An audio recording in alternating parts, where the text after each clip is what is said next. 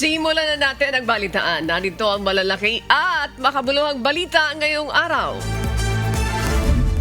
Headlines.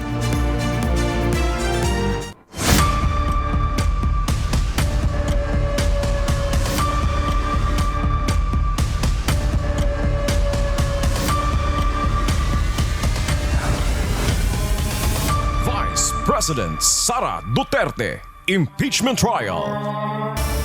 Ipinagpaliban muna ng Senate Impeachment Court ang pagdedesisyon hinggil sa request ng prosecution panel na ipasabina ang bank at tax records ni Vice President Sara Duterte at asawa nitong si Attorney Manasseh Carpio.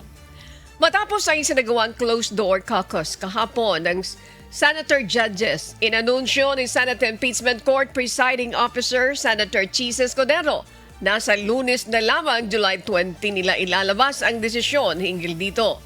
Naisumano ng Senator Judges na magkaroon pa ng dagdag na panahon upang mapag-aralan ang motion bago magpasya hinggil sa request na sampina. Sa resumption ng impeachment court sa Lunes, ang bawat Senator Judges ay may pagkakataon na magtanong sa parehong prosekusyon at defense hinggil sa nasabing motion.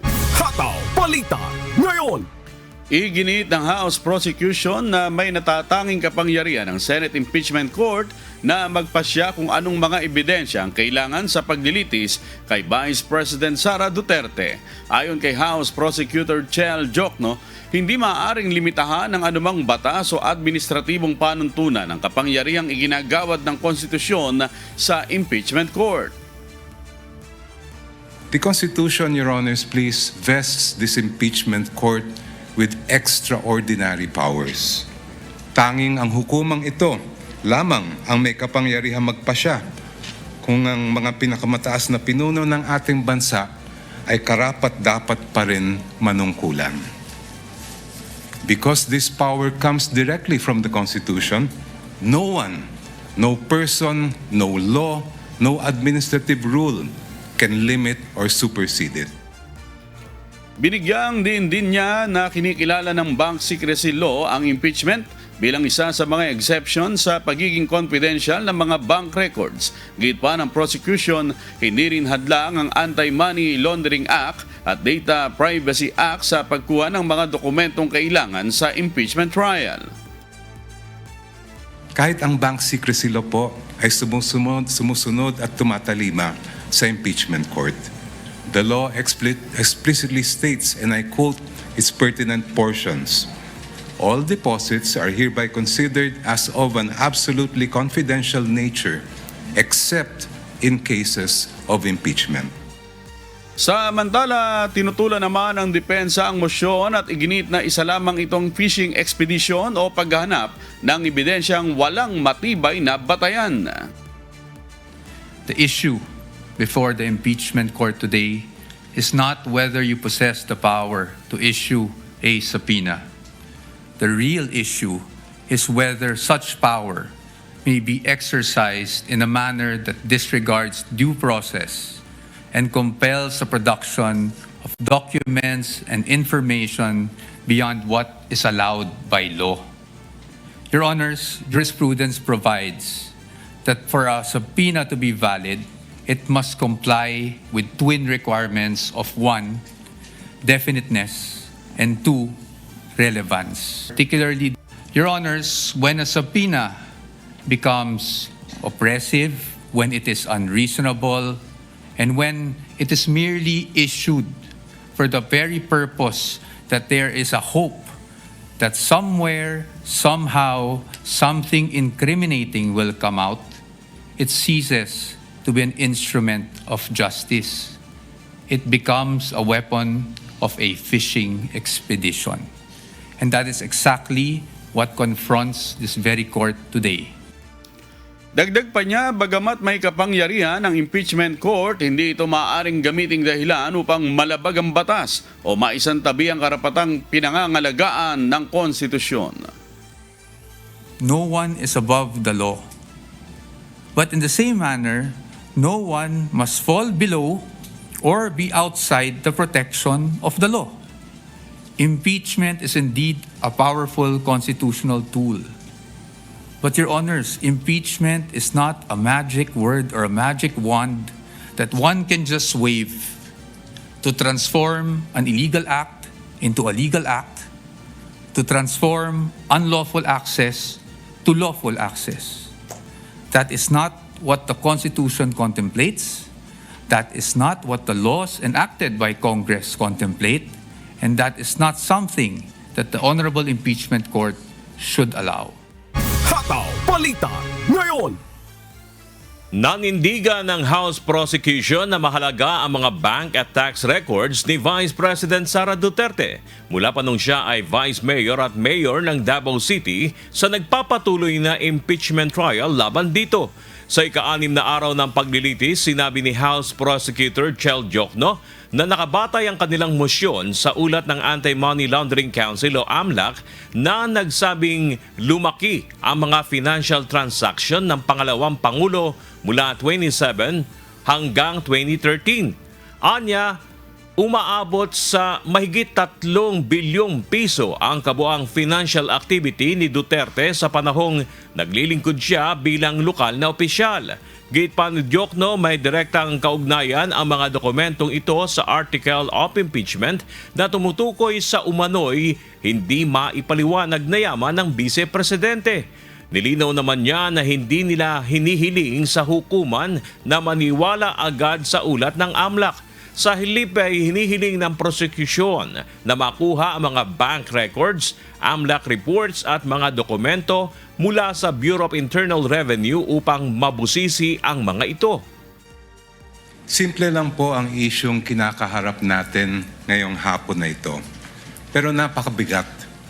Bubuksan ba natin ang pinto ng katotohanan o haharangin ito? Ang hiling ng prosecution ay mailabas ang buong katotohanan so that this court may know the truth, the whole truth, and nothing but the truth, and make its decisions based on that.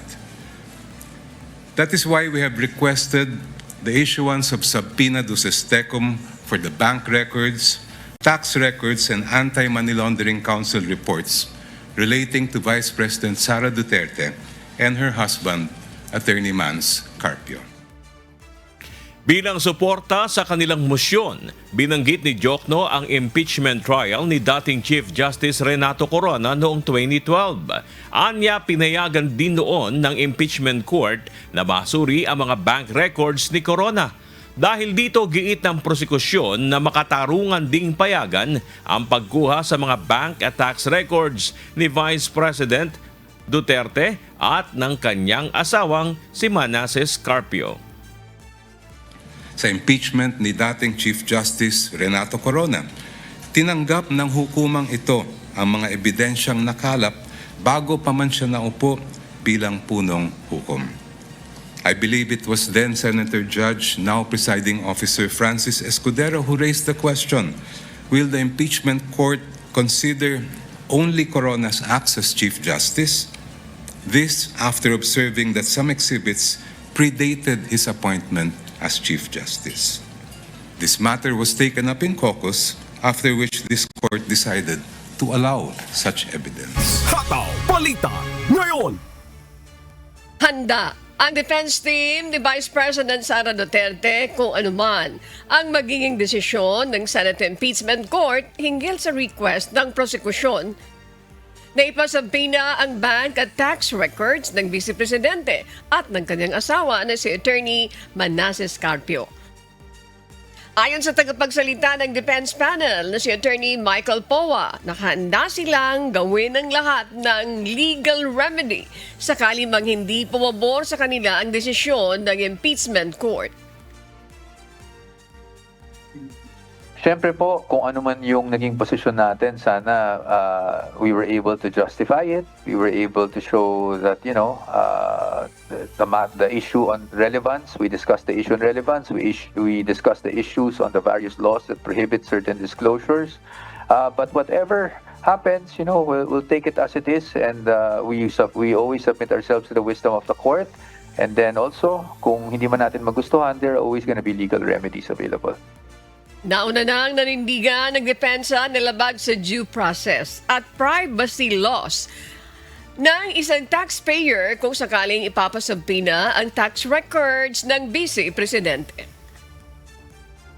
No, pagdating sa pag-issue ng subpoena, you have to look at two things.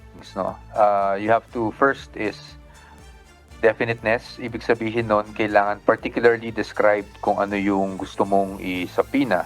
Pangalawa, it has to be relevant. Ibig sabihin, may kaugnayan o direktang kaugnayan dito sa isinasagawang paglilitis. Ngayon, pagdating naman sa due process, no, kailangan natin malaman, pwede ba yung mga bagay na sinasubpoena o hindi under our laws? And kung ibabaliwala na lang natin yung mga batas natin, kailangan lang natin mag-issue ng subpoena, then nawawalan ng due process because the respondent has protections under the law. At again, hindi lang po yan sa respondent, it goes for each and every one of us Filipinos. No? At basic naman po yan at sinabi rin po sa Supreme Court decision na aking kinote kanina that the due process requirement applies in every stage of the proceeding. Ibig sabihin nun, magmula sa pag-file ng impeachment complaint sa House hanggang dumating ng Committee on Justice, hanggang dumating dito sa paglilitis sa Senado, dapat nire-respeto and na-observe yung due process, no? Para naman sa kapakanan ng respondent. Hataw Balita ngayon. Nanindigan ng prosekusyon na sapat ang mga hawak nilang ebidensya para patunayan ang bawat articles of impeachment laban kay Vice President Sara Duterte. Ito ang iginit ni House Prosecution Member San Juan City Representative Bel Zamora sakali mang hindi katiga ng impeachment court ang kanilang kahilingan na ipasabpina ang tax records ng Vice Presidente at asawa nito. Definitely, we have enough evidence to support each of the articles, and even if we don't have the documents that we are requesting for, we can support the prosecution of the 4 articles. Wala mang tax records available naman anya ang ibang mga dokumento gaya ng Statement of Assets and Liabilities and Net Worth o SALN ng Vice Presidente, gayon din ang report ng Anti-Money Laundering Council o AMLC. Bukod pa ito sa magiging testimonya ng mga testigo. Binigyang din naman ng prosekusyon na hindi dapat pangunahan ang desisyon ng Senate Impeachment Court kasabay ng paniniwalang walang dahilan para hindi pagbigyan ang kanilang hiling na isabpina ang tax at bank records ng Vice Presidente. Hataw Balita ngayon. Isang testigo na lamang ang nakatakdang iharap ng prosekusyon para sa Article 4 ng Articles of Impeachment laban kay Vice President Sara Duterte na tumatalakay sa umano'y grave threats ng pangalawang Pangulo, kina Pangulong Ferdinand Marcos Jr., First Lady Liza Araneta Marcos at former House Speaker Martin Romualdez. Ito'y matapos iurong ng prosekusyon ang nakatakda ng pagpresenta sa 6 pang testigo, kabilang ang kinatawan mula sa Philippine National Police, Firearms and Explosive Office, 2 media personalities, dating Davao City Sheriff Abby Andres, kaanak ng biktima ng pagbabanta at psychiatrist. This withdrawal, Your Honor, renders Attorney Melvin Matibag, the NBI Director, as our last witness for threat, who will be testifying this coming Tuesday, Your Honor. Una nang binawi ng prosekusyon ng paghaharap kina Attorney Zuleika Lopez, Chief of Staff ng Office of the Vice President, at Captain Belinda Belio, Executive Director ng Legislative Bureau ng Kamara, dahil anilay hindi na kailangan ang kanilang mga testimonya. Para naman sa depensa, hiniling nitong iwasan na ang mahahabang paliwanag sa tuwing nagwi-withdraw ng mga testigo. All I'm asking, Your Honor, is that if the intent truly is to aid this court in speedy disposition of this case in a fair and balanced manner, just so also with the considering that we are being watched by the people, no? All I'm asking is, if the intent is just to say we're withdrawing, then that's it. Just state the intent, and then without any conclusions, Your Honor, because conclusions really are just for the courts to make and not for either of the parties. Kaugnay nito ay natasa ng Senate Impeachment Court ang magkabilang panig na limitahan sa pag-aanunsyo ng pagbawi ng mga testigo at huwag nang magdagdag pa ng mga paliwanag o konklusyon. Hataw Balita ngayon. Iniurong na ng prosekusyon kahapon ay ilan sa kanilang testigo para sa Article 4 o ang kontrobersyal na assassination plot, grave threats at inciting to sedition ni Vice President Sara Duterte. Kasunod nito ang pagbabawal ng presiding officer na magbigay pa ng mahabang paliwanag kaugnay ng nasabing hakbang. May humahataw na balita si Jed Neresina. Magkakaiba ang naging pananaw ng Senator Judges kaugnay ng pasya ng presiding officer na ipagbawal ang pagbibigay ng mahahabang paliwanag ng mga abogado kapag nagwi-withdraw o binabawi ang kanilang mga testigo. Naging mitsa ng diskusyon ang naging mahabang paliwanag ng kampo ng prosecution nang bawiin nila ang ilan sa kanilang testigo kaugnay ng Article 4 o ang kontrobersyal na assassination plot, grave threats at inciting to sedition ni Vice President Sara Duterte. Ayon kay Senator Judge Alan Peter Cayetano, tama lamang na ipagbawal ito dahil nagagamit ito ng mga abogado para magpasok ng mga impormasyong hindi naman pinatunayan ng witness sa ilalim ng panunumpa.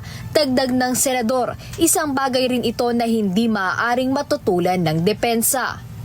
The problem with explaining why you're withdrawing is actually you are feeding to the court something they did not testify to and then something the defense cannot object to.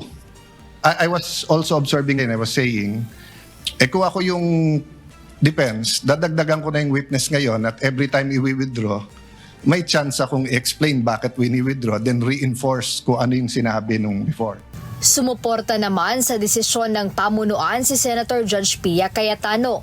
Aniya, may malinaw na dibisyon ang tungkulin ng abogado at testigo sa loob ng korte na dapat igalang ng magkabilang panig. We're not being technical, but neither of the lawyers here are allowed to stand up and be the one to explain what you are experiencing. That is for the witness to do. Your job is to ask the witness questions. Yun. So to be clear, it's not being technical, but it's making sure that magawa niyo yung trabaho niyo na maayos at magtanong tayo ng maayos sa witnesses. Kung di na pala siya papupuntahin, di no need na to say kung ano yung na-observe. Kasi nga, hindi na ho sa inyo yon as lawyer.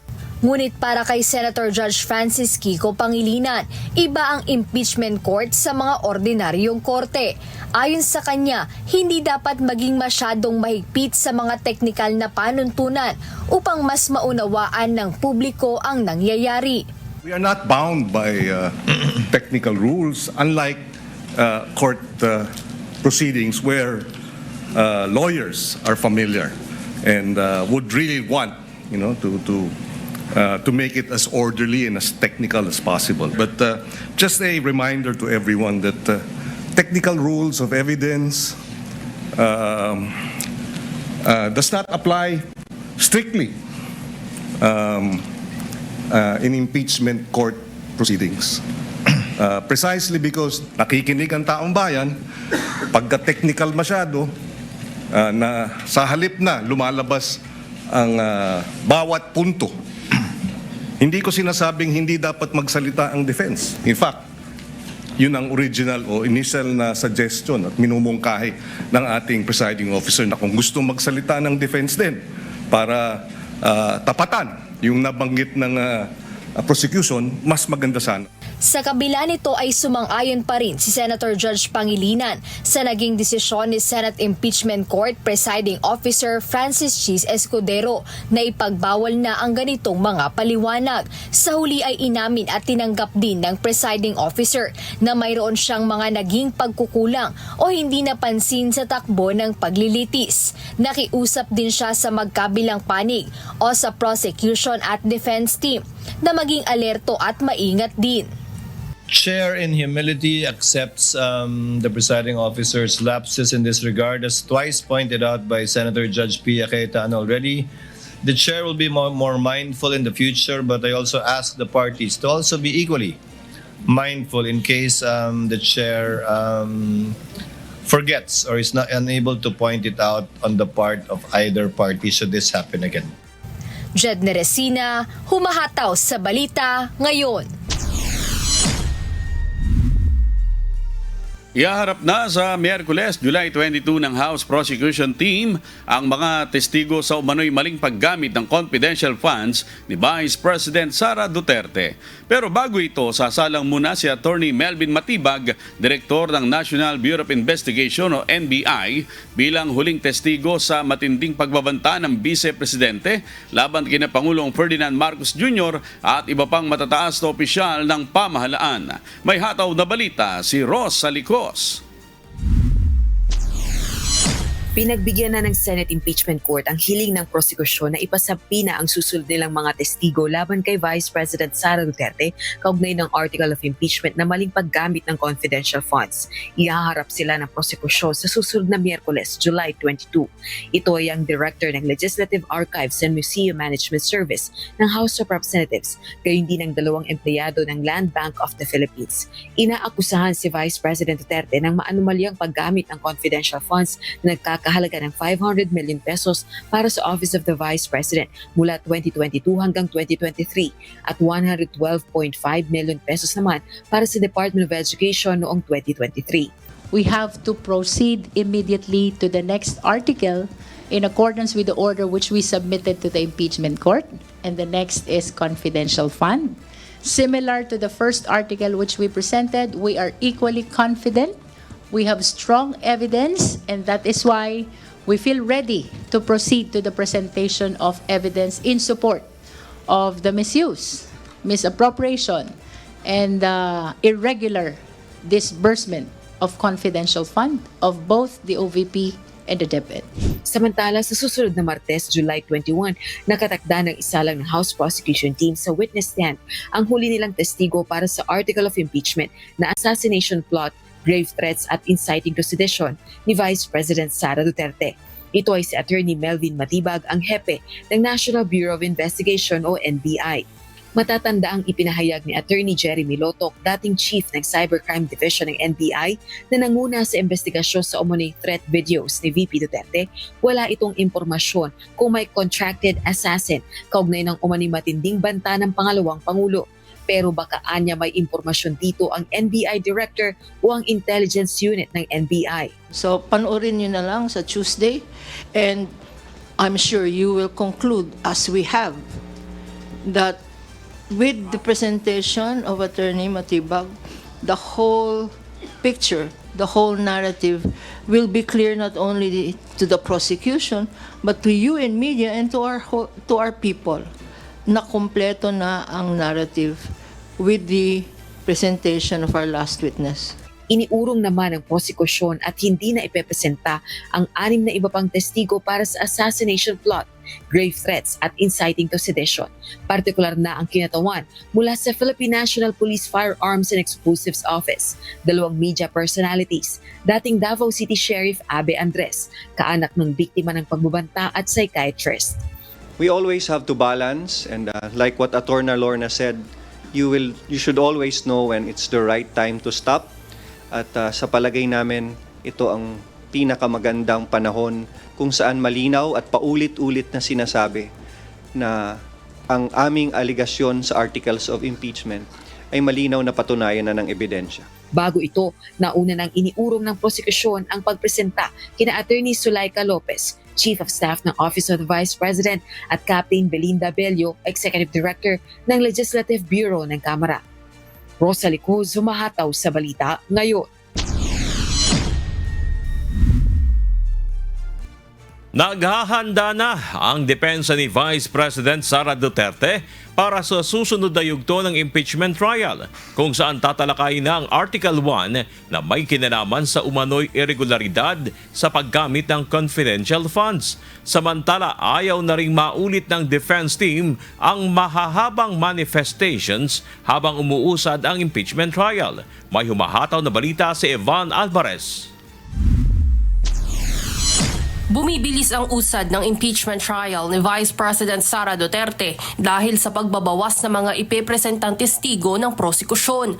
Bunsod nito, inaasahan na ng defense team na sunod nang uusigin ang Article 1 o ang umano'y maanumalyang paggamit ng confidential funds ni Vice President Sara Duterte. Ito ay base na rin sa line-up na isinumite ng prosekusyon sa kanilang pre-trial brief. Ayon sa kampo ni VP Duterte, inililipat na nila ang focus sa susunod na article, lalo na at si National Bureau of Investigation Director Attorney Melvin Matibag na ang huling testigo sa darating na Martes, July 21 para sa Article of Impeachment na grave threats, assassination plot at inciting to sedition. We're just shifting gears because I think after Director Matibag, we will proceed with Article 1. So now, of course, we're focusing on Article 1. Although we're prepared for it, syempre, as the trial goes, parating naman may fine-tuning yan here and there. Laman ng Article 1 ang akusasyon na umano'y hindi maipaliwanag na gastos na nagkakahalaga ng 500 million pesos ng Office of the Vice President mula 2022 hanggang 2023 at 112.5 million pesos naman ang sa Department of Education noong 2023. Samantala, nilinaw din ng depensa na hangad nilang maging mas maayos at mas mabilis ang takbo ng mga susunod na pagdinig. Kaugnayan ang naging pagpuna ni Defense Lead Counsel Attorney Sheila Sison sa naging manifestation o pagpapaliwanag ni Lead Prosecutor Representative Jervil Luistro kung bakit sila magwi-withdraw ng 6 na testigo. Sang-ayon si POA na mas maiging gawin ang pagpapaliwanag sa mga press conference imbis na pahabain pa ang mga talakayan sa loob ng impeachment court. Pero pag sa ganung paraan, ang pakiramdam po kasi ng defense ay nagkakaroon ng summation ng kaso at dahil doon ay kinokondisyon natin yung publiko at yung mga senator judges kung ano ba talaga yung ina-advocate natin at gusto lang natin maging patas tayo na pag mag-withdraw tayo ng witness, we simply have to say na i-withdraw natin yung witness. Iginagalang naman ng kampo ang naging desisyon ng prosekusyon na magbawas ng testigo. Anya, kapag dumating na ang oras na ang defense na ang magpipresenta, posible rin nilang bawasan o i-withdraw ang ilan sa mga nakalistang testigo depende sa magiging takbo ng paglilitis. Evan Alvarez, sumahataw sa Balita Ngayon. Pinuri ni Senate Impeachment Court Presiding Officer Francis T. Escudero ang mahinahon at magalang na oral argument sa pagitan ni House Prosecutor Attorney Chel Diokno at Defense Counsel Attorney Michael Poa. Nagharap ang dalawa sa ika-6 na araw ng paglilitis kaugnay ng mosyon ng prosecution na isabina ang bank at tax records ni Vice President Sara Duterte. Iginiit ni POA na pinangangalagaan ng ilang batas ang pagiging kompidensyal ng mga nasabing dokumento. Habang sinabi naman ni Diokno na walang batas na tahasang nagbabawal sa impeachment court na kunin ang mga ito. Bago nag-recess ang paglilitis, pinasalamatan ni Escudero ang magkabilang panig sa mahinahon at magalang na pagtatalo sa isang sensitibong usapin. Nais kong sambitin sa record na binabati ko ang magkabilang panig, partikular si Congressman the Honorable Chel Diokno, ganyan din si Attorney Poa, sa isang mahinahon, malumanay, maginoo at magalang na diskurso at debate kaugnay sa may tuturing nating kontrobersyal na isyong ito. At inaasahan ko, yan din ang magaganap sa caucus at sa aming pagbabalik matapos nito. Hataw Balita Ngayon. Pinuna ng ilang senator judges ang timing ng pag-anunsyo ng National Bureau of Investigation o NBI ng pagsisiyasat sa umano'y irregularidad sa 2019 Southeast Asian Games. Ayon kay Senator Judge Alan Peter Cayetano, maaring maapektuhan nito ang integridad ng impeachment court dahil inihayag ang investigasyon bago pa tumestigo si NBI Director Melvin Matibag sa nagpapatuloy na impeachment trial. So I hope this issue of the integrity of the court becomes an issue for all of us. No, I'll repeat what I said when I was Senate President. Director, hindi mo kami natibag. So wag mo try itibagin tong representation na to o itong impeachment court because what you're doing is not helping. You investigate whatever you want to investigate. You want to investigate ba't ako nagpatubo ng balbas? Investigate mo, no problem with me. Pero wag mo nang i-announce kasi nga naaapektuhan yung integrity ng court. Si Cayetano ang nagsilbing chairman ng Philippine Sea Games Organizing Committee noong ginanap ang 2019 SEA Games sa Pilipinas. Nakatakdang humarap si Matibag bilang huling testigo ng prosekusyon para sa Article 4 ng impeachment trial sa Martes, July 21. Kinwestiyon din ni Cayetano kung bakit ngayon lamang inanunsyo ang investigasyon gayong ilang beses na umanong nasuri ang 2019 SEA Games sa mga nakaraang taon. Iniugnay din ng ilang senador ang issue bilang paraan umano ng pag-isa-isa sa mga natitirang minorya sa Senado. Samantala, naging emosyonal naman si Senator Judge Pia Cayetano at sinabing hindi dapat ma-pressure o matakot ang sino mang hukom sa gitna ng pagdinig. Hataw Balita ngayon! Sa iba pang balita, maaring tumagal pa ng isang linggo ang pag-isolate kay Senator Rodante Marcoleta bago ito isama sa ibang persons deprived of liberty sa Quezon City Jail. Samantala, pinuntahan naman ng mga maestrado ng Sandigan Bayan ang detention facility ng senador. May hatol na balita si Dante Amento. Naka-isolate na si Senator Rodante Marcoleta sa Quezon City Jail Male Dormitory sa Payatas. Ayon kay UP Philippine General Hospital Director Gerardo Ligaspi, maaaring tumagal ito ng isang linggo bago isama ang mambabatas sa iba pang persons deprived of liberty o PDL. Nagkaroon kasi ang senador ng mild pneumonia, bagamat ito ay gumaling na. Kailangan lang kasi elderly. Ang isolation na siguro at least 1 more week. Talagang nakabawi na siya sa effects. Ang UP-PGH ang sumuri sa estado ng kalusugan ni Senator Marcoleta noong isang araw. Ayon sa mga doktor ng PGH, normal naman ang vital signs nito. Bumaba na ang blood pressure at wala nang senyales ng infection. Sabi sa kanya mga seasoned doctors, they're senior experts, so they very well. Kahapon in-inspeksyon ng mga maestrado ng Sandigan Bayan ang Quezon City Jail. Ito'y matapos na matanong sa pagdinig ng kampo ni Marcoleta ang tungkol sa facility ng Bureau of Jail Management and Penology o BJMP na magiging detention cell ng mambabatas. Samantala, hindi pa rin naaarin o nababasahan ng sakdal ang senador dahil nakabinbin pa rin ang kanyang motion to quash information.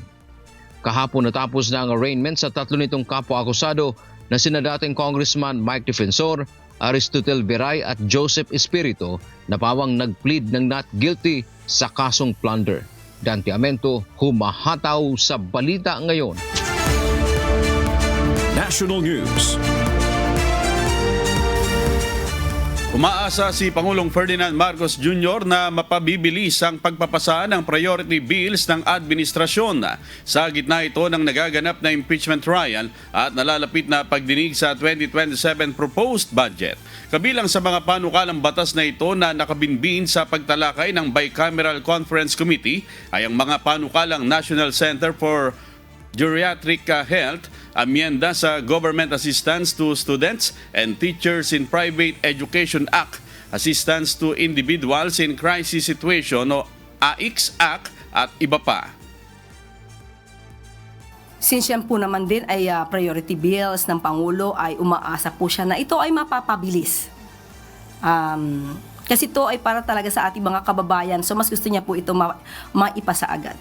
Hataw Balita ngayon! Nagpulong kahapon sina Pangulong Ferdinand Marcos Jr. at Singaporean Prime Minister Lawrence Wong sa unang araw ng kanyang working visit sa Singapore. Ayon sa Malacanang, tinalakay ng dalawang leader ang pagpapalawig ng kalakalan, oportunidad sa artificial intelligence, pamumuhunan at pagpapalakas ng kooperasyon sa kalusugan at social developments. Nagkasundo rin sina PBBM at Prime Minister Wong na isulong ang mga bagong bilateral agreement sa kapakinabangan ng dalawang bansa. Tatagal ang working visit ni PBBM sa Singapore hanggang ngayong araw, July 16. Hataw Balita ngayon. Arestado sa isa nagawagang trumpet operation ng pinagsanib na puwersa ng Department of Migrant Workers at NBI Human Trafficking Division ay isang pinaghiinilaang illegal recruiter na inireklamo ng ilang aplikante na inalok umano nito na maging seasonal worker sa South Korea. Kinilala ng mga otoridad ang nasabing illegal recruiter na si Catherine Santiago Naron. Ayon sa mga complainant, si Naron ay nagpapakilala bilang lehitimong recruiter at sinasabing bahagi siya ng isang government-to-government arrangement sa pagitan ng munisipalidad ng Calaca-Batangas at pamahalaan ng South Korea. At upang makahikayat ng mga aplikante, nangangako umano ito ng buwan ng sahod na 90,000 pesos at libreng accommodation. Pinagbabayad naman ng sinasabing recruiter ang mga aplikante ng nasa 115,000 pesos para sa processing ng kanilang aplikasyon. Gayunman, hindi umano sila naipadala sa South Korea sa kabila ng kanilang pagbabayad. Sa ngayon ay kompleto na ang hawak na ebidensya ng otoridad upang sampahan ng reklamong illegal recruitment ang suspect. Hataw Balita ngayon. At para po sa mga balita sa iba't ibang panig ng mundo, narito ang ating global correspondent na si Orlin Quijano mula sa Toronto, Canada. Good morning, Orlin. Global News.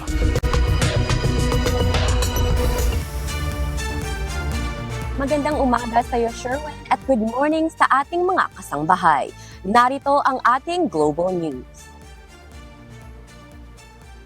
Palalawakin pa ng Estados Unidos ang mga sanction na ipinapataw nito sa Iran kasunod ng patuloy na paglala ng tensyon sa gitnang silangan.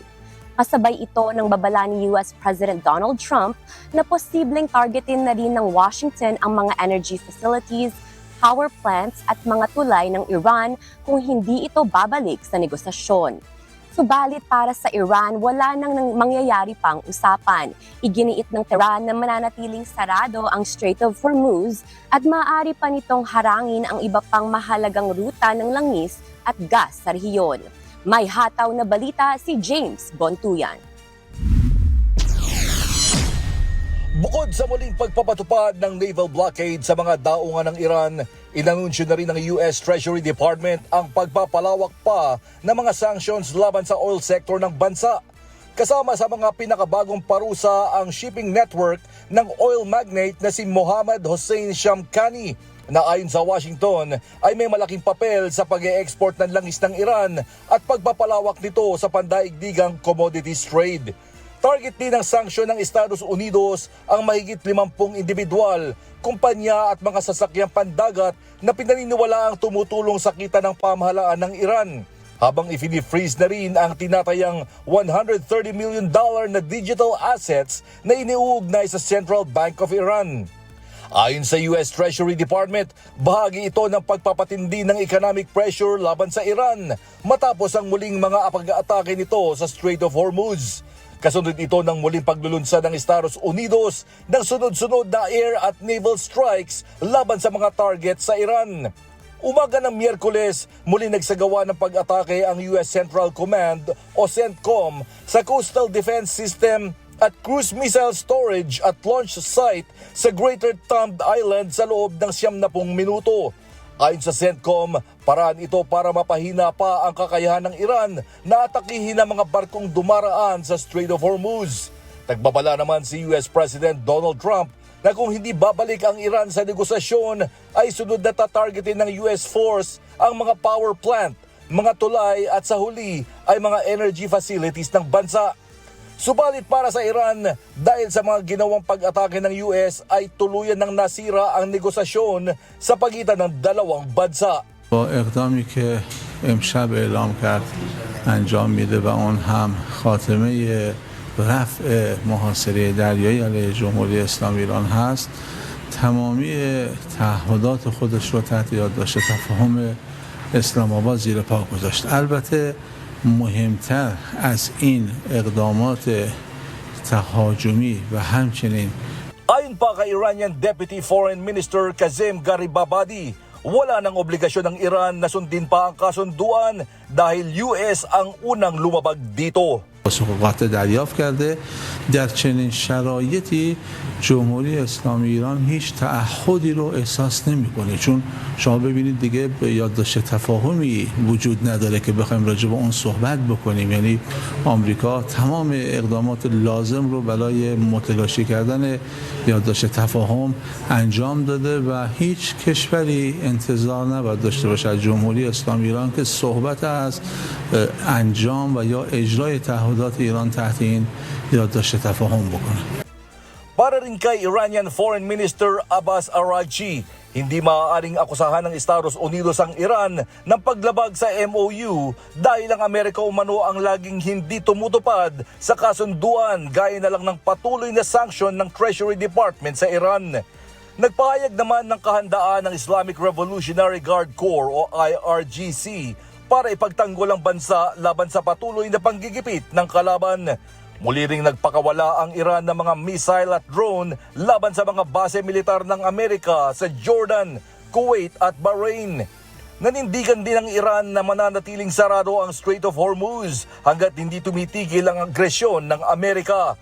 Bukod dito, plano rin ng Tehran na isara ang iba pang mga rutang dinadaanan ng mga barkong nag-e-export ng mga langis at natural gas na mahalaga sa interes ng Estados Unidos at mga kakampi nito.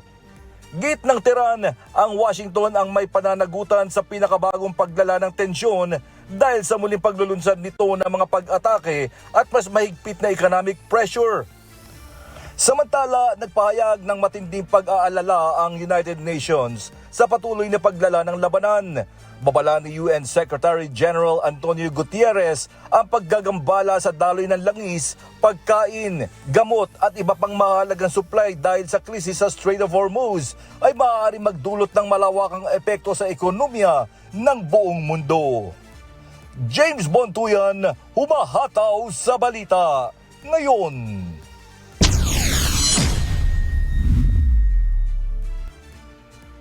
Tuluyan nang inalis ang physical border at mga land border checks sa pagitan ng Spain at British territory na Gibraltar matapos ang ilang taong negosasyon kaugnay ng Brexit. Ikinatawa naman ito ng libo-libong residente at manggagawang araw-araw na tumatawid sa border dahil hindi na nila kailangang pumila ng matagal para sa passport at document checks. May hataw na balita si Jack De Ocampo. Malaya nang makatatawid ang mga residente, manggagawa at turista sa pagitan ng La Linea de la Concepcion sa Spain at British territory na Gibraltar matapos alisin ang mga border checks sa pagitan ng dalawang teritoryo. Noong Martes, July 14, pinirmahan na ng European Union at Britain ang isang kasunduan na magtatapos ng border checks sa Spain at Gibraltar. 6 na taon matapos kumalas ang UK sa samahan. Tinatayang 4 na taon ang inilagi ng negosasyon bago nabuo ang 149-point treaty na naglalayong padaliin ang paggalaw ng mga tao at kalakalan sa pagitan ng Gibraltar at Spain. Kasabay na pagbubukas ng border ng dalawang bansa, personal na binisita ni Spanish Prime Minister Pedro Sanchez ang border zone. Ayon kay Sanchez, maituturing na makasaysayan ang pag-aalis ng fence sa lugar na aniyay huling pader na sa lupain ng Europe. Antes el ministro principal decía que hoy estamos haciendo historia de la buena. Y efectivamente es así, porque hoy cae el último muro de Europa continental, tal y como nos recordaba el presidente de la empresa pública Traxa. Hoy abrimos una nueva era para el campo de Gibraltar, de prosperidad compartida, como en muchas ocasiones los alcaldes y alcaldesas y por supuesto también el conjunto de la ciudadanía nos ha recordado. una etapa de convivencia, de futuro compartido entre poblaciones que jamás vivieron de espaldas. Umaasa si Sanchez na magbubukas ang kasunduan ng mas maraming oportunidad para sa mahigit 300,000 residente ng Campo de Gibraltar sa southern Spain. Mahalaga rin aniya ang hakbang para sa mahigit 15,000 manggagawa na araw-araw tumatawid papuntang Gibraltar. 70% sa mga ito ay mga Spanish national at binubuo nila ang halos kalahati ng kabuuang workforce ng Gibraltar. Que estamos abriendo un nuevo tiempo, sin duda alguna lleno de oportunidades para los más de 300.000 andaluces y andaluzas que viven en el campo de Gibraltar. Todo en un contexto, creo que de beneficio mutuo, ejemplificado en los más de 15.000 trabajadores y trabajadoras que cada día cruzan a diario la verja, el 70% de nacionalidad española, y que representan la mitad de la fuerza laboral gibraltareña. Ang Gibraltar ay isang maliit at self-governing British territory na matatagpuan sa timog na dulo ng Spain. Tinatawag din itong The Rock dahil sa malaking limestone rock formation na kilalang simbolo ng teritoryo. Isinuko ng Spain ang Gibraltar sa Britain noong 1713. Ngunit patuloy pa rin inaangkin ng Madrid ang sovereignty sa lugar.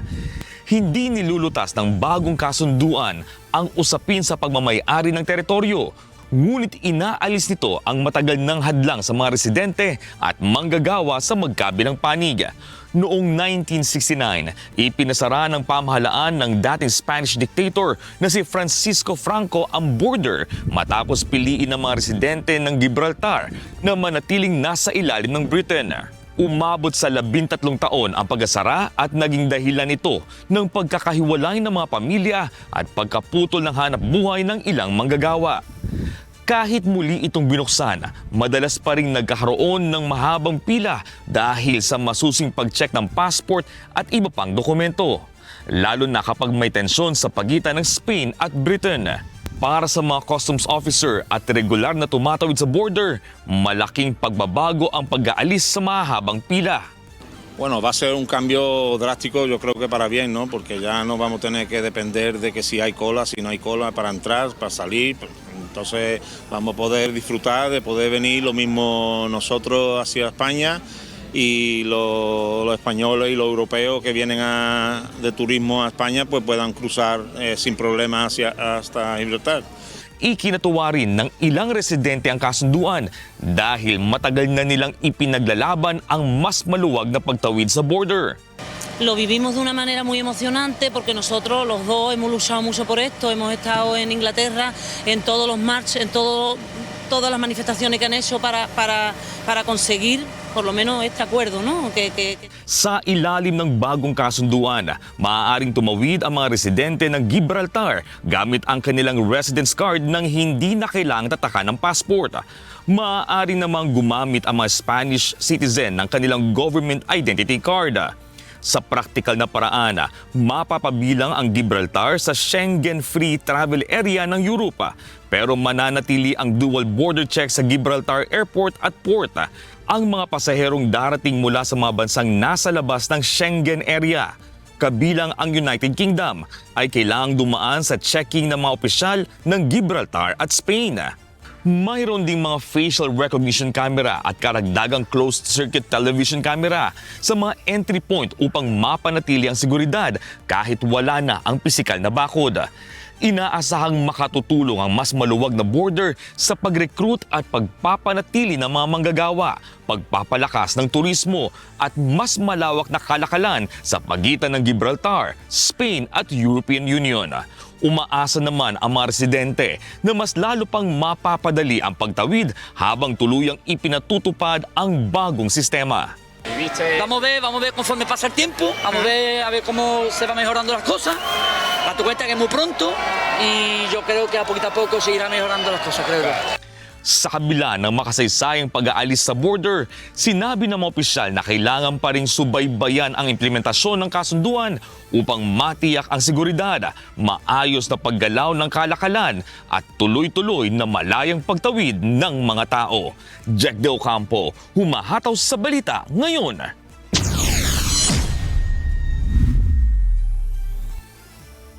Napilitang suspindihin ng Russia ang paglalayag ng mga sasakyang pangdagat sa Sea of Azov matapos ang sunod-sunod na pag-atake ng mga Ukrainian drone. Dahil dito, pansamantala nang isinara ang Don Azov Channel at Kerch Strait, dalawang mahalagang ruta ng nagdudugtong sa Sea of Azov at Black Sea. Hindi bababa sa 11 barko ang tinamaan ng mga pag-atake ng Ukraine sa loob lamang ng isang gabi. Tinawag ni Russian Foreign Minister Sergei Lavrov na terorismo ang ginawa ng Ukraine, habang iginiit naman ng Kyiv na mga lehitimong military jet lamang ang kanilang pinupunterya. Все это прекратить. И это, знаете, это уже даже не пиратство, чем занимается украинский режим. Пираты хотя бы они грабят и себе забирают. А здесь ни себе, ни людям просто вот нанести ущерб, запугать чистой воды терроризм, который проявляется не... Hataw Balita ngayon! Tutol si US President Donald Trump sa pansamantalang pagpapatigil ng mga traffic stop na isinasagawa ng US Immigration and Customs Enforcement o ICE. Iginiit ni Trump na isa ito sa pinakamahalaga at pinakaapektibong paraan ng ahensya sa paglaban sa krimen at paghuli sa mga illegal immigrants. Nauna nang inatasan ng ICE na pansamantalang itigil ang karamihan sa mga vehicle stop matapos ang dalawang magkahiwalay na pamamaril sa Texas at Maine na kinasangkutan ng mga ahente nito. Ayon naman kay Border Czar Tom Homan, pansamantala lamang ang hakbang habang nirerepaso ang mga operasyon at magpapatuloy pa rin ang mga deportation. Samantala, nakatanggap ng batikos ang ICE dahil sa mga paratang na labis na paggamit ng puwersa habang patuloy rin ang investigasyon sa mga kamakailang insidente na ikinimatay ng mga migrante sa operasyon nito. Hataw Balita ngayon! Nagmungkahi ang pamahalaan ng United Kingdom ng social media curfew para sa mga kabataang may edad 16 at 17 anyos mula hating gabi hanggang alas 6 ng umaga.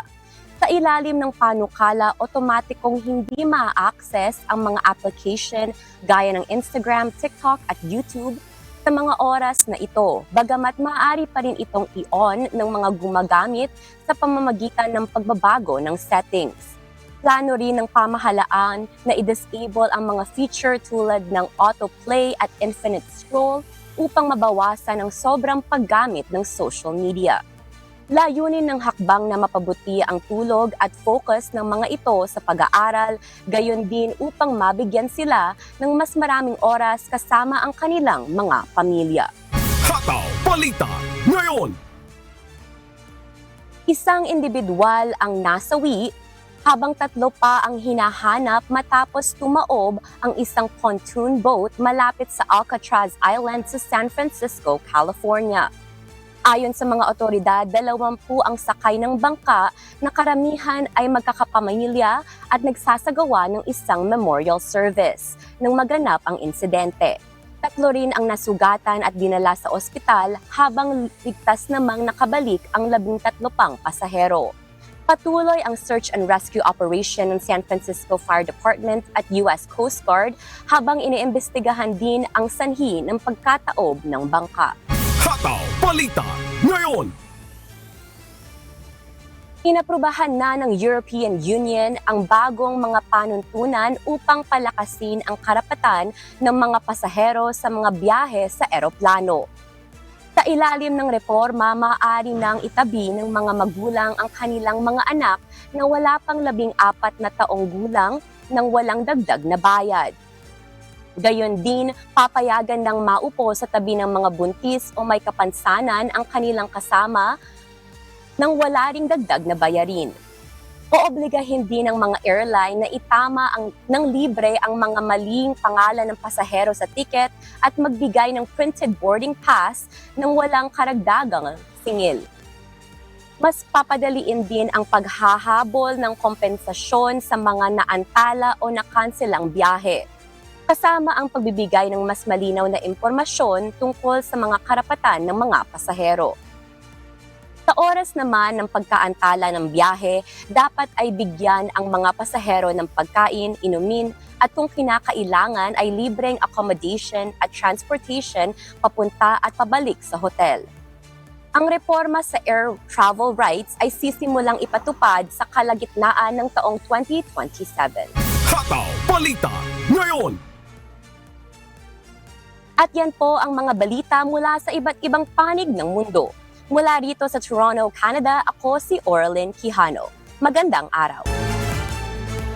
Kasunod ng mga naging insidente ng karahasan sa mga paaralan at patuloy na usapin sa pag-ban ng mga violenteng online games, suportado ni Department of Education Secretary Sani Angara ang panukalang pagtatakda ng regulasyon, gayon din ang tuluyang pagbabawal ng mga online game na may impluwensya ng karahasan. May humahataw na balita si Mia Alonso.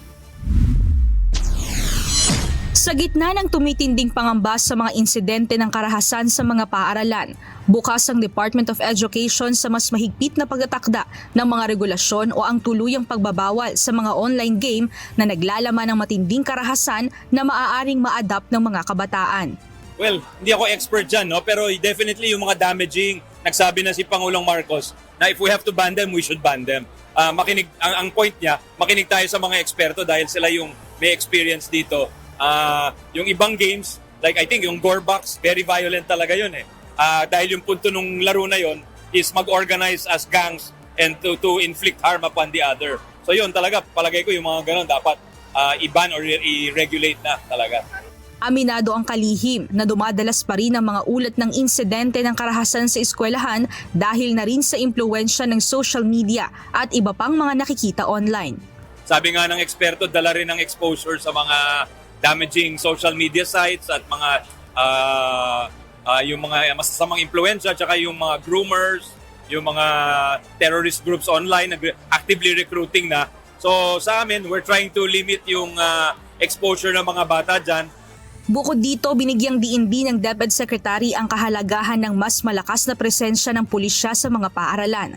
Dahil na rin aniya sa dumaraming gang na madalas ring pinagmumulan ng gulo sa labas ng mga eskwelahan. Siyempre yung statement ni PNP Chief Nartates na they will increase police visibility sa eskwelahan.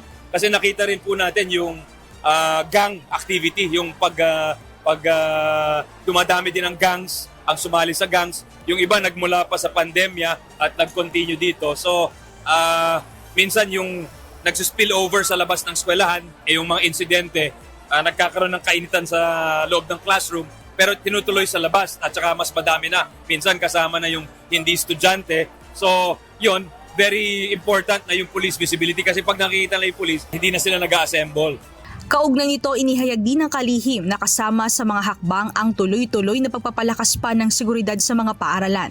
Kasalukuyang pinupondohan ang ilang pangangailangan sa ilalim ng School Maintenance Fund, gayunman hindi ito sapat para tugunan ng lahat ng mga paaralan sa bansa. Hopefully. Oo. Sana, depende sa Congress yan. No, we will propose. We're proposing funds for security guards. We're also proposing funds for metal detectors. So, parang kung ideally, mga 8 billion yan to cover all the schools. Bukod dito, hinihintay na lamang anila ang pagpapalabas ng NOSCA o Notice of Organization, Staffing and Compensation Action mula sa Department of Budget and Management. Ito ay upang tuluyan na mapunan ang mga bakanting posisyon ng nasa 10,000 Guidance Counselor Associates para mapalakas ang psychological at emotional support sa mga mag-aaral. Mia Alonso, humahataw sa Balita Ngayon. Sa pagpapatuloy ng Hataw Balita Ngayon, nagsasagawa ang Department of Education o DepEd ng kauna-unahang Active Shooter Safety Drill sa Manila Science High School kahapon, July 15, kasama ang Philippine National Police. Layunin ng hakbang na mapalakas ang kahandaan ng mga paaralan matapos ang magkakasunod na insidente ng pamamaril at pananaksak sa ilang paaralan. Ayon kay DepEd Secretary Sani Angara, target na ipatupad ang kaparehong drill sa lahat ng pampublikong paaralan sa buong bansa. Kabilang sa isinagawang simulation, ang lockdown, lookout, mabilis na evacuation at paggamit ng run, hide, fight protocol kapag may aktibong banta. Nagmungkahi rin ng DepEd ng dagdag na pondo para sa paglalagay ng CCTV, metal detectors, pagkuha ng mga security guard at pagdaragdag ng mental health professionals sa mga paaralan. Pinag-aaralan din ng DepEd na regular na isagawa ang mga ganitong drill upang masiguro ang kaligtasan ng mga mag-aaral at ng mga guro. Well, we'll be rolling out as we speak. Kumbaga talagang rolling siya. Meaning, every day in different places, magkakaroon tayo. Ongoing yan. We're coordinating with the regional directors. Kaya nandito sila kasi they want to see how long it will take, what are the logistical requirements, etc. Hataw Balita ngayon. Sinuspinde kahapon ang klase sa Malabon National High School matapos itong makatanggap ng umano'y banta sa kaligtasan ng mga mag-aaral. Agad na kumilos ang DepEd Malabon, gayon din ang mga guro ng paaralan at puwersa ng pulisya matapos na matanggap ang nasabing banta. Ipinasundo sa kanilang mga magulang ang mga estudyante at pinauwi sa kanilang mga bahay. Ayon sa mga otoridad sa Malabon, bagaman hindi beripikado, itinuturing nilang seryosong banta ang mga ganitong sitwasyon upang maiwasan na maulit muli ang karahasan sa loob ng mga paaralan. Hataw Balita ngayon.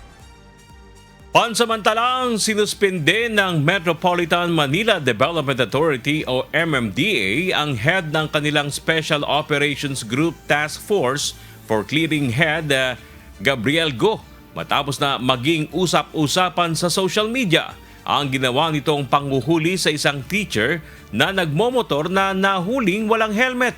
Sa ngayon ay bawal munang sumama si Go sa mga clearing operation ng MMDA. May hataw na balita si Joan Nano. July 14 nang ipost sa social media ni MMDA Special Operations Group Task Force for Clearing Head na si Gabriel Go ang video na ito mula sa isa sa kanilang operasyon. Makikita dito ang ginawa niyang paninita at panghuhuli sa isang teacher na nagmamaneho ng motorsiklo nang walang suot na helmet. Maririnig sa video na magalang na nakiusap ang guro na wag na siyang kunan ng video at wag nang i-upload sa kanilang social media. Pero sagot ng MMDA official, naka-blur naman at wag na lamang magpakilala ang teacher. Talaga dito. Tatakbo pa eh. Paano naman natin tuturuan ang ating mga estudyante kung ganun? Sir, baka pwede wag din ang iyaro sa ano. Kaliwa kayo. Sa nyo, teacher. Blurred ka naman eh. Huwag ka na lang magpapakilala ng pangalan mo. Dapat inisip nyo muna yan bago kayo gumawa ng mali. Umani ang naturang video ng sari-saring reaksyon sa mga netizen. May ilang kapwa teacher ang nagalit at nainsulto sa ginawang paninita ng MMDA official. Sa komento ng isang netizen sa post ni Go, sinabi nito na maging silang mga teacher ay hindi mga perpekto at mga taong nagkakamali pa rin tulad ng lahat ng propesyon. May ilan rin ang pinuna ang pagkuha ng video ni Go sa teacher sa kabila ng maayos nitong pakiusap. Ayon sa isang netizen, hindi tama na ginagawang content at pinagkakakitaan ng video. Para naman sa ilan, paglabag na sa privacy ng isang tao ang pagkuha ng video at pagpopost nito sa social media kahit pa naka-blur dahil maaari pa ring makilala ang kanyang boses, damit o sasakyan. Tinuligsa naman ng grupong Teachers Dignity Coalition ng pangyayari. Ayon kay Benjo Basas, ang national chairperson ng grupo, batid nilang may pagkakamali ang guro sa hindi nito pagsusuot ng helmet. Subalit hindi rin naman anila tama ang ginawa ni Go na naka-video at ginawang content ang panguhuli sa teacher. Tama naman, nahulihin ang sino man, kahit teacher ka, kahit sino ka pa, di ba? Kung wala kang helmet, kung meron kang nilabag na traffic rules. Ang problema ay pinagalitan pa, pinahiya pa, at kung ano-ano pang mga sinabi. Habang siya ay binibideo. At sinabi ng teacher expressly na wag mo nang i-video. Ang sagot nito ni Go ay naka-blur naman daw yung mukha. Ngayon, ang tanong ko sa MMDA, ang tanong ko kay Attorney Artes at kay General Torres, ang ating chairman at GM, General Manager respectively, pinapayagan niyo po ba yung inyong mga empleyado o yung inyong mga opisyal ng MMDA na gawing content yung trabaho? Sa amin po kasi pinaalalahanan kami ng DepEd ng aming Secretary Sani Angara na huwag gawing content ang aming trabaho. Para patas po tayo.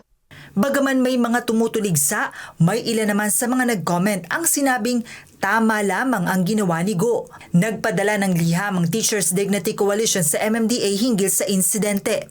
Samantala, pinagbawalan na muna ng MMDA na sumama si Go sa mga clearing operation habang nagsasagawa ng investigasyon kaugnay ng viral video. Inisyuhan na rin ito ng ahensya ng show cause order at pinagpapaliwanag hinggil sa pangyayari. Joan Nano, humahataw sa balita ngayon. Magkakaroon ng bahagyang dagdag singil sa transmission charge ang mga consumer na magre-reflect sa singil sa kuryente ngayong July 2026. Ayon sa National Grid Corporation of the Philippines, sakop nito ang mga power consumers sa Luzon, Visayas at Mindanao. Batay sa pahayag ng NGCP, magiging 1 peso and 46 centavos na ang transmission rate ngayong buwan kumpara sa nakaraang 1 peso and 44 centavos noong Hunyo. Paliwanag ng kumpanya, ang pagtaas ng transmission rate ay bunsod ng increase sa ancillary service rates. Muli namang tiniyak ng NGCP na prioridad nilang masiguro ang tama at tuloy-tuloy na pagsusupply ng kuryente sa buong bansa. Hataw Balita ngayon. Hindi lamang 2 kundi 6 ang itinuturing na suspect sa pamamaslang sa negosyanteng si Perry Mariano at driver nito sa Timog, Quezon City noong April 28, 2026. Ayon kay QCPD Director Police Brigadier General Randy Glenn Silvio, nasampahan na rin nila ng kasong double murder ang 6 na suspect. May hataw na balita si Lea Ilagan. Tukoy na ng Quezon City Police District ang mga suspect sa pagpatay sa negosyanteng si Perry Mariano at driver nito sa Timog Avenue noong April 28. Ayon kay QCPD Director Police Brigadier General Randy Glenn Silvio, hindi lamang 2 kundi 6 ang mga suspect na kinabibilangan ng gunman, driver ng motor, 2 spotter at iba pang kasabwat. Mabilis na natukoy ang isa sa mga suspect matapos na magpadala ng pera sa isang convenience store 4 na oras bago isagawa ang krimen. Ang naturang pera ang ibinayad sa Airbnb na tutuluyan ng ilang mga suspect. Nung nakita natin na merong click, babayad ka, then may resibo, isasubmit mo dun sa 7-Eleven. So nakita natin, we coordinated with 7-Eleven. At nakita natin yung number. So, doon tayo nag-start ng nakakuha ng pangalan and na-profile natin itong suspect natin. Base sa investigasyon, lumalabas na mayroong iba pang kaso ang gunman na miyembro ng Gun for Hire Group matapos na magtugma ang baril na ginamit nito sa naunang krimen. So ito yung EBIS naman, yung Ballistic Information System na lahat ng 5 cartridges nandyan, nasa forensic group. So nag-match naman to sa isang shooting incident in Arayat, Pampanga way back November 2024. Ang nasugatan dito ay isang municipal councilor at isang barangay captain. So pareho po yung barrel na ginamit and ito yung we are continuing conducting investigation on this. Sinabi pa ni General Silvio na negosyo ang tinitingnan nilang motibo sa pamamaslang. For me, business related kasi meron din siyang mga previously kasi meron din na-involve sila sa STL, nag-franchise po sila at meron ding yung sa billiard, yun ang may mga investors, I think gano'n ang. Sa ngayon, sinampahan na ng kasong double murder ang mga suspect na nananatiling at large. Lea Ilagan, humahataw sa balita ngayon. Naipaabot na kay AFP Chief of Staff General Romeo Browno Jr. ang hinaing ng mga katutubong Aita, residente at magsasaka sa Capas Tarlac na nakatira sa military reservation. Martes ng umaga, nagprotesta ang mga residente sa Sitio Kalanat, O'Donnell, Capas, Tarlac laban sa umano'y mas mahigpit na pagpapatupad ng mga patakaran ng Philippine Air Force sa loob ng Colonel Ernesto Rabina Air Base. Tiniyak ni General Browner na hindi pababayaan ng AFP ang mga apektadong komunidad at agad niyang ipatatawag ang Philippine Air Force upang tugunan ang kanilang mga reklamo. Well, hindi naman po natin pababayaan ito mga ito, lalong-lalo na kung may mga complaints, ay ina-address naman po natin yan. So ngayon ang gagawin po natin ay we will call the attention of the Philippine Air Force para ma-address po nila yung issue na yan. Nanawagan din si Browner ng kooperasyon at tiniyak na pakikinggan ng AFP ang hinaing ng mga residente upang makahanap ng pangmatagalang solusyon sa issue. Well, makikinig naman po kami sa lahat ng mga hinaing ninyo at sana po ay magtulungan tayo para masolusyonan po natin itong mga problemang ito.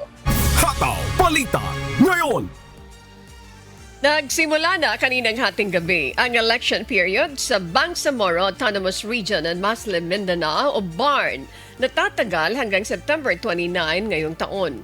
Kaugnay ito ng unang parliamentary election sa rehiyon na isasagawa sa darating na September 14, 2026. Ayon kay COMELEC Chairman George Erwin Garcia, may mga checkpoints sa mga munisipalidad at lungsod para sa gun ban. Bawal ang pagdadala ng mga baril kahit na ng mga security personnel ng mga kandidato maliban na kapag otorisado ng COMELEC. Weather News. Alamin ang magiging lagay ng panahon sa iba't ibang bahagi ng bansa ngayong araw ng Huwebes, July 16, 2026. Panoorin po natin ang update mula sa Pag-asa Weather Forecasting Center. Ngayong araw wala po tayong minomonitor na bagong sama ng panahon o low pressure area sa loob ng ating Philippine Area of Responsibility. Kung mapapansin natin sa ating latest satellite imagery, wala po tayo halos masyadong mga kaulapan dahil mahina din po yung ating habagat. Ngayong araw nga, ang habagat natin ay nakakaapekto lamang sa Batanes at sa may Babuyan Islands. In the next 4 to 5 days, wala naman po tayong inaasahan na mamumuo na bagong sama ng panahon. At by over the weekend po, mas inaasahan po natin na itong habagat ay mas lalakas na at makakaapekto sa kanlurang bahagi ng Northern and Central Luzon. Para naman po sa pagtayaan ng ating panahon ngayong araw, buong Luzon po makakaranas ng mainit at maalinsangang panahon, liban na lamang po sa mga panandaliang buhos ng ulan dulot ng thunderstorm activities. Ito po yung ating mga agwat ng temperatura kung saan pinakamataas po yung ating maximum temperature dito po sa may Tuguegarao between 26 to 38 degrees Celsius, sa may Lawag naman 26 to 32 and dito sa may Legazpi 25 to 34 degrees Celsius. Matataas po yung ating mga temperatura, kaya sana po maghanda po yung ating mga kababayan ng mga tubig panangga po sa matinding sikat ng araw. Dito naman po sa Baguio, 17 to 25, Metro Manila 24 to 33 at sa may Tagaytay 22 to 30 degrees Celsius. Sa halos buong Palawan, Visayas and Mindanao nga, inaasahan din po natin generally fair weather conditions po tayo even in the next 2 days. At ito po yung ating mga agwat ng temperatura kung saan pinakamataas din po na ating nakikita, possible po hanggang 33 degrees Celsius sa may Kalayaan Islands, Iloilo, Cebu, Zamboanga, maging sa may Tacloban. Hanggang 32 degrees Celsius naman po yung ating maximum temperature dito naman sa may Puerto Princesa City, Cagayan de Oro City at sa may Davao City. So, kung mayroon man po tayong mga pag-ulan, ay dulot lamang po ito ng mga thunderstorm activities. Kaya't always po, i-check natin ang ating website panahon.gov.ph kung saan po natin pinopost yung ating mga thunderstorm advisories na ipinapalabas ng ating Pag-asa Regional Services Divisions. Para naman po sa kalagayan ng ating karagatan, wala din po tayong nakataas na gale warning, so malaya naman po makakapaglayag yung ating mga kababayan. At napanood po natin ang update mula kay Pag-asa Weather Specialist Lian Loreto. Tandaan, sa bawat araw na ating nasisilayan, tayo magpasalamat sa Diyos na may lalang. At sa aming ibabahaging mga salita ng Diyos na ating sandigan, mula sa Awit Kapitulo 18, Talatang 2. Ang Panginoon ay aking malaking bato at aking kuta at aking tagapagligtas. Aking Diyos, aking malaking bato na sa Kanya'y manganganlong ako. Aking kalasag at siyang sungay ng aking kaligtasan. Aking matayog na muog.